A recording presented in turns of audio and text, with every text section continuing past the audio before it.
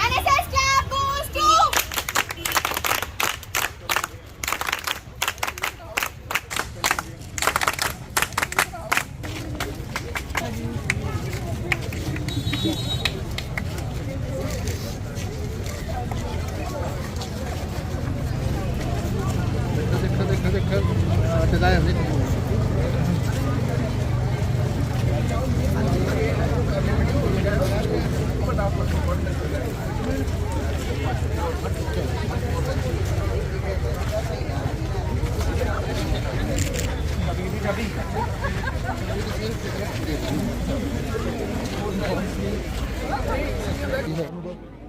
सबसे पहले तो नमस्ते सबको।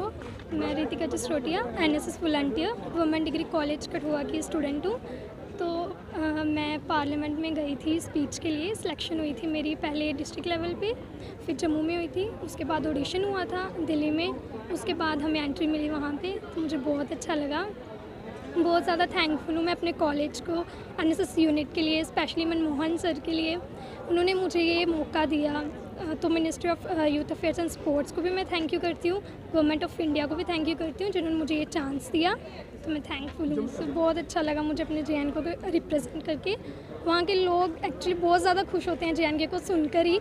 तो मुझे बहुत अच्छा लगा कि मैंने अपनी UT को रिप्रेजेंट करा, बहुत ज़्यादा अच्छा लगा। बहुत ही ज़्यादा ज़रूरी है। हम जैसे बात करते हैं राष्ट्र निर्माण की, तो उसके लिए अगर एकता होगी तभी निर्माण होगा। अगर हिंदू मुस्लिम सिख ईसाई करते रहेंगे तो एकता का महत्व ही नहीं होगा। तो एकता बहुत ज़्यादा ज़रूरी है, हम लोगों में एकता होनी चाहिए। देखो, धर्म अपनी जगह, अपना कर्म अपनी जगह।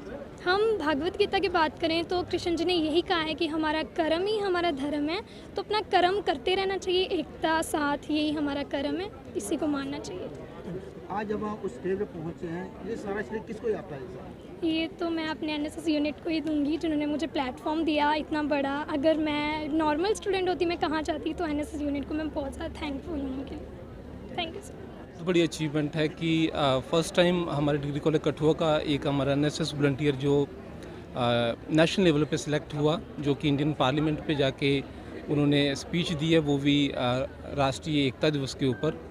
तो ये बहुत बड़ी अचीवमेंट थी हमारे लिए। और मोर ओवर जो इस वॉलंटियर ने वहाँ पे जो मैसेज दिया, जो कि आज के समाज में अगर हम देखा जाए इसी मायने में कि इंसान को पहचान नहीं रहा है, और उसी वजह से पूरे देश में इस तरह का जो माहौल हम लोग देखते हैं कि जो बिगड़ते हैं या कम्युनिटीज़ के आपस के बीच में जो क्लैश है वो बढ़ता जा रहा है। तो जो इस बेटी का जो कंटेंट था वहाँ पे जो इसी चीज़ को लेके था कि आपस में हम सब लोगों का भाईचारा होना चाहिए, सिर्फ वर्बली ही नहीं, दिल से हम लोग अगर एक दूसरे की रिस्पेक्ट करें, एक दूसरे के जो राइट्स हैं उनको अगर हम रिकॉग्नाइज़ करें, तो तब जाके जो एकता जो है वो संभव है।